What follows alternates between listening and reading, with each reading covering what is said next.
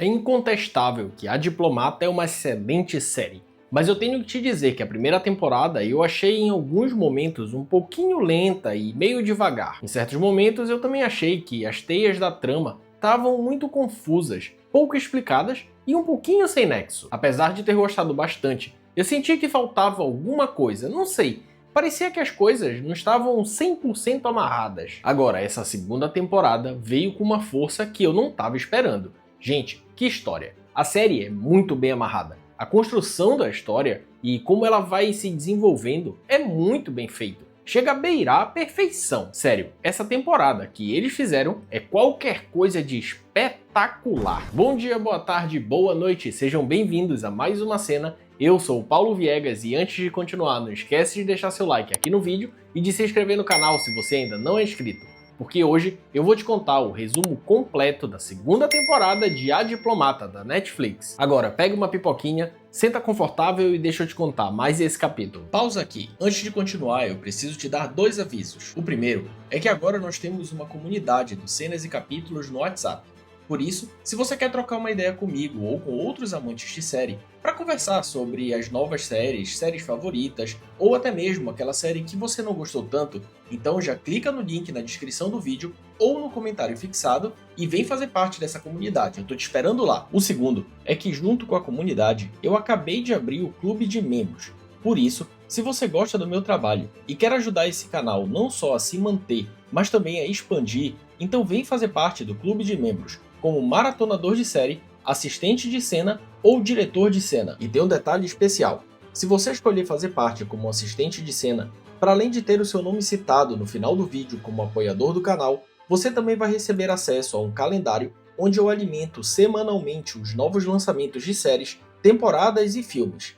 Ah, e também tem uma comunidade exclusiva no WhatsApp só para membros. E em breve vai ter mais novidades. Se você quer me ajudar e tem interesse em saber mais sobre o clube de membros, então clica no botão Seja Membro aqui embaixo e vem fazer parte dessa comunidade comigo. Agora, vamos pro vídeo. A temporada já começa pegando fogo, literalmente. Depois da explosão que fechou a primeira temporada, Hal, Stuart, Rony e Grove são levados às pressas para o hospital. Mas Grove não resiste, enquanto os outros lutam pela vida. Já Kate e Austin são levados de volta para Londres, e a situação tensa faz com que o primeiro-ministro Trowbridge convoque a Cobra, uma daquelas reuniões de emergência com todos os figurões da inteligência britânica e americana. Só que o clima piora quando Austin conta para Kate que o Partido Conservador Britânico recebeu grana de fontes russas como Lenkov. A antena de Kate já sobe na hora, e ela corre para Hydra com uma suspeita. E se o Trowbridge tivesse por trás não só do atentado no porta-aviões da primeira temporada, mas também do ataque que deixou seu marido entre a vida e a morte? Como se não bastasse,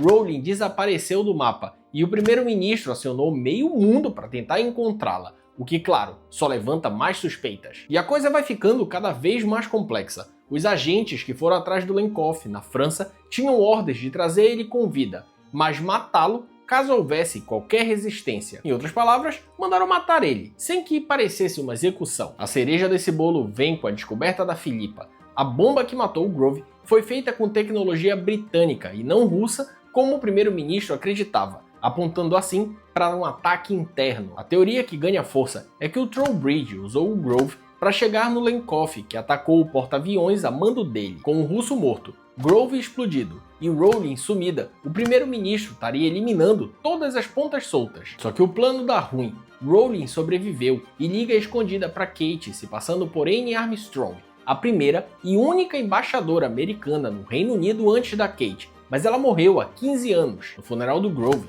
Kate, Hal e Hydra armam uma jogada digna de filme de espionagem. Colocam Rowling no meio da cerimônia para que todo mundo, inclusive o primeiro-ministro, veja que ela tá viva. E dá certo, porque no meio do discurso, Trowbridge vê a Rowling e trava. Ele fica tão desnorteado que sai do seu lugar e vai atrás dela. Mas aí vem o truque. Rowling tira o casaco e de repente, várias pessoas com o mesmo casaco surgem no salão, criando uma confusão perfeita para Hydra escapar com ela para a embaixada americana. Lá, Rowling exige falar com a Kate e o Austin. E aí, a trama começa a se desenrolar. Ela confirma que o ataque do porta-aviões foi arquitetado por britânicos, com o objetivo de gerar um evento que unisse novamente a Inglaterra e a Escócia, enfraquecendo o movimento separatista. Pior ela dá a entender que tem uma organização sombria por trás de tudo, mas jura que o Trowbridge não é o cérebro por trás. Para piorar, Rowling diz que foi a ligação da Kate para ela, avisando sobre o encontro do Grove com o Hall, que fez o grupo agir. Enquanto isso, Trowbridge chega na embaixada americana para a assinatura de um documento oficial, ignora o Austin, despreza sua presença em fotos oficiais e vai direto confrontar a Kate sobre a ligação para Rowling. Mas ela consegue disfarçar, dizendo que só pediu conselhos de como lidar com ele, o que deixa o primeiro-ministro com uma pulga atrás da orelha. Depois que ele sai, Kate conta tudo pro Stuart, que fica revoltado, porque lá no início da primeira temporada, ele avisou para ela não se meter com a Rowling. O peso da culpa bate forte, afinal a ligação dela iniciou uma cadeia de eventos que acabou matando a Ronnie. E para completar o caos, o clima entre a Kate e o Hal volta a azedar, quando ele tenta enquadrar as suas tragédias do passado, como o avião de Cabul e a casa em Beirute, como versões maiores do dano colateral que foi a morte da Ronnie. Trowbridge faz um discurso como se fosse o herói de guerra, dizendo que a operação para prender o Lenkoff terminou em tiro e, infelizmente, o russo morreu. Mas a verdade todo mundo já sabia. Isso aí foi uma execução curta e grossa. Só resta saber se foi queima de arquivo das brabas ou só uma firmeza e pulso firme para eliminar os responsáveis pelos últimos ataques terroristas ao país que ele lidera. Enquanto isso, Aedra segue com Royle e começa a desconfiar que ela está escondendo mais do que fala. Royle jura que não mandou matar o Lenkoff, mas Aedra percebe que ela enviou mensagens estranhas e criptografadas para alguém, deixando claro que tem mais coisa aí. Do outro lado, Austin chama Kate para uma conversa. O Partido Conservador está prestes a se voltar contra o próprio primeiro-ministro. Eles acreditam que a morte do Lenkoff foi assassinato e não acidente, e querem derrubar o Trowbridge e oferecer o cargo para o próprio Austin. O plano é, se o primeiro-ministro não renunciar, o anúncio vai ser feito durante a festa americana do 4 de julho. Stuart, por outro lado, não curte nem um pouco a ideia. Acredita que a Kate, e principalmente os americanos, não deveriam tomar partido. Ele desabafa com Billy, que fica dividida. Ela não apoia o anúncio ser feito durante a festa americana, mas também não vai impedir. Stuart vira então para algo mais agressivo, tentando dizer que a Kate talvez não seja a vice-presidente que a Billy procura, dizendo que ela é caótica e sem foco. Mas ele mesmo parece não acreditar no que está falando, parece mais uma birra do que a sua crença mesmo. Aí vem a virada. A festa começa e Kate percebe que os líderes do Partido Conservador começam a pular fora do barco. Ao invés do primeiro-ministro ficar mal visto com a população, ele está ganhando popularidade depois da eliminação do Lenkoff. No auge da festa, Trowbridge coloca Kate e Hal em uma posição delicada, convidando os dois publicamente para uma viagem até a Escócia, depois dele ser convidado pela primeira-ministra escocesa, que odiava ele até a eliminação do russo. Austin então vê a sua base desmoronando e decide agir por conta própria. Ele decide renunciar ao seu cargo e denunciar para a imprensa que acredita ser o Trowbridge por trás de tudo, desde o míssil no cargueiro até o carro-bomba. Depois da festa do 4 de julho, Aedra arma um pequeno teste para o Stuart, o verdadeiro honeypot. Uma funcionária da embaixada aparece para sondar se ele está bem, e acaba indo mais longe do que deveria, porque a conversa termina na cama dele, e ele acaba soltando um monte de críticas contra Kate. Tudo isso porque Billy tinha pedido para Aedra dar uma olhada no estado emocional dele,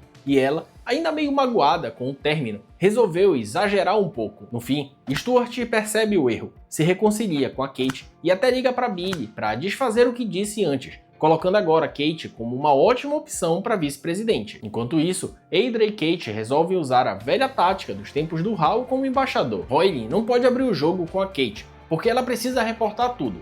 Já o Hal não tem um cargo público, por isso ele não tem a obrigação de comunicar nada. Assim, ela abre o jogo com ele, e ele filtra o que pode e não pode ser compartilhado. Royle confessa que não foi só o Grove que contratou o Lenkoff, a ideia veio dela, e junto com outro parlamentar de extrema-direita chamado Lenny. O plano original era simples, uma explosão leve em um ponto estratégico do navio, sem vítimas, só para causar um impacto político, aproximando assim a Inglaterra e a Escócia. Só que tudo deu errado. O navio teve um problema, e 120 toneladas de combustível foram realocados exatamente para o ponto da explosão e BUM! Tragédia completa. Quando o Grove tentou desertar e contar tudo, Royle pediu pro Lenny convencer ele a não falar, mas o cara foi além e plantou a bomba do atentado matando o Grove. Ela ainda afirma que o Trowbridge não sabia de nada e, mais importante, Austin não pode renunciar e acusá-lo na imprensa, porque isso não só seria uma injustiça, já que nenhum dos dois tem culpa nisso, como destruiria todo o plano deles, fazendo tudo ter sido em vão. Com essa revelação bombástica, todos seguem para a Escócia, e lá eles bolam um plano ainda mais perigoso. Colocam o primeiro-ministro numa sala com a Royle, sem que ele saiba que o Walsh está na sala do lado, ouvindo tudo. Royle conta tudo o que fez e diz que só queria dar ao primeiro-ministro uma chance de impedir a separação da Escócia através de uma causa unificadora. Mas Trowbridge, furioso, avança nela e começa a enforcar a mulher. Walsh invade a sala e separa os dois, mas Royle cai e bate a cabeça e fica no chão sangrando. Depois do escândalo na Escócia, fica claro que o Trowbridge não sabia de nada sobre o plano maluco que resultou no atentado, morte e crise internacional. Mas ele não quer ver a Royle nem pintada de ouro, até decidir o que fazer com ela. Resultado, a bomba cai no colo da Hydra, que é obrigada a manter a Royle escondida num abrigo até segunda ordem. Kate encontra o primeiro-ministro trabalhando no relatório e no calor da conversa acaba revelando, meio que sem querer querendo, que desconfiava que ele era o cabeça por trás de tudo. E claro, deixa ele revoltado com ela. A tensão aumenta quando a vice-presidente dos Estados Unidos, Gracie Penn, chega à Inglaterra, e Kate fica sabendo disso só quando ela está prestes a chegar. Gracie se reúne com a embaixadora, o Walsh e o próprio Trowbridge para decidir como lidar com esse desastre político. E a decisão final é enterrar tudo. A culpa continua nos russos, Trowbridge permanece como primeiro-ministro e o mundo segue girando, com uma mentira elegante pintada como verdade diplomática. Nesse clima, Kate se aproxima da Gracie e fica encantada com a forma como ela resolveu a situação depois de descobrir que a ideia de abafar o caso e deixar Trowbridge parecer forte partiu dela, num jogo de influência sutil e cirúrgico. Kate fica tão admirada que começa a cogitar que talvez Gracie devesse continuar como vice-presidente, e não ela. Quando Kate tenta ligar para Billy para endossar a Gracie como vice-presidente, Hal entra no meio e solta uma verdade que derruba tudo. Quem teve a ideia do ataque com Lenkov não foi a Royle. Na verdade, foi a Gracie. A mulher que Kate acabou de colocar num pedestal é, na real, a arquiteta da crise. Depois de todas as tensões e reviravoltas, Kate finalmente aceita o cargo de vice-presidente dos Estados Unidos. Mas quando ela começa a se preparar para um novo papel, Trowbridge começa a vacilar. Pressionado pela esposa, o primeiro-ministro considera abrir uma investigação secreta sobre os atentados, e ele está quase executando o plano, mas no último segundo ele recua. Já Austin, que parecia estar do lado da Kate, muda de time e passa a apoiar o primeiro-ministro em tudo, carregado de ressentimento desde a conversa com a Royle. Trowbridge então vem com uma apunhalada nas costas da Kate, propondo a criação de um Tsar nuclear, um supercargo compartilhado entre britânicos e americanos para coordenar tudo que se trata de armas nucleares. E claro, o nome escolhido é Gracie Penn, o que manteria ela como vice-presidente e tiraria Kate da jogada. Billy deixa claro que Gracie não pode continuar, e durante um jantar formal, Stuart tenta apagar o fogo, pedindo ao assessor do primeiro-ministro que corte a parte do discurso em que ele apoia Gracie como a Tsar. Isso gera um mal-entendido.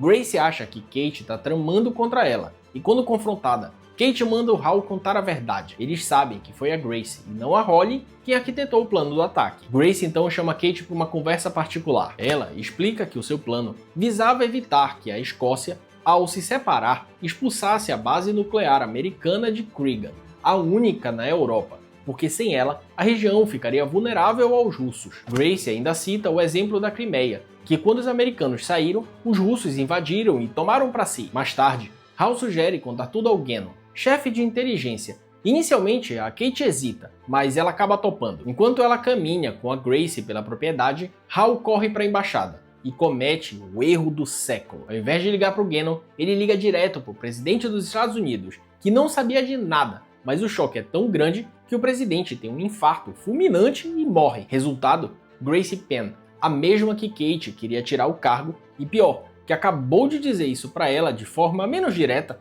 se torna a nova presidente dos Estados Unidos. E é assim que termina a segunda temporada de A Diplomata da Netflix. Eu tenho que dizer que, para mim, essa segunda temporada de A Diplomata foi muito melhor do que a primeira. A série foi muito melhor construída e as histórias e tramas muito melhor explicadas. Eu gosto de histórias complexas e uma rede de informação e trama bem amarrada e que deixa sempre te fazendo querer descobrir a próxima peça do quebra-cabeças. Mas acho que existe uma linha tênue entre conseguir fazer isso e só deixar a série desnecessariamente confusa. A primeira temporada passou um pouco para esse lado, deixando ela mais confusa do que genial. Mas essa segunda temporada foi o oposto. Enquanto a primeira temporada me deixou só com um pouco de vontade de ver a segunda temporada, essa segunda me deixou muito curioso para saber como as coisas vão se desenrolar na terceira. Até o momento da gravação desse vídeo, ainda não está definida a data exata do lançamento da terceira temporada, mas já está confirmado que vai ser ainda esse ano de 2025. Agora sim você está preparado. Pode correr para Netflix e curtir essa nova temporada que vai estar insana. Mas antes disso, já deixa o seu like e me diz aqui nos comentários